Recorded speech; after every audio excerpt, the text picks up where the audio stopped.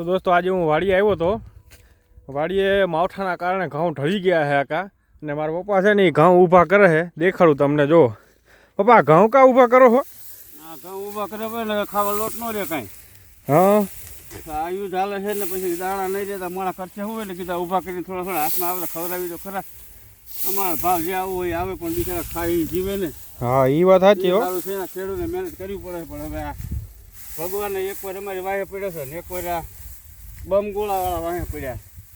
એ વાત 100% સાચી. એટલે હવે મહેનત કર્યા સિવાય છૂટકો છે નહીં, ને લોકડાઉન થઈ જવાનું છે. બધેથી ગેસ રાખીને હવ ને રીતે હવ દાણા પાણી પૈસા હાથમાં રાખજો.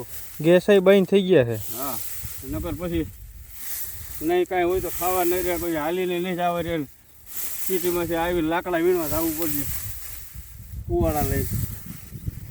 એટલે હવે દાણા પાણી લઈ લેજો એટલે અમારે કંઈક ભાવ આવે બજારમાં. હા, સારું તે જોતો ધ્યાન રાખજો. જો મિત્રો, આટલા બધા ઢળી ગયા છે. લગભગ ઘઉં ઢળી જ ગયા છે બધા. આ રીતે છે ને ઊભા કરી અને આવવાનું છે કટિંગ કરવા. આવી જાય દાણા હાથમાં. એટલે જેટલું હાથમાં આવે એટલું લેવાની વાત છે અત્યારે. તો હવે હાલો, ફોલો કરવાનું ભૂલતા નહીં.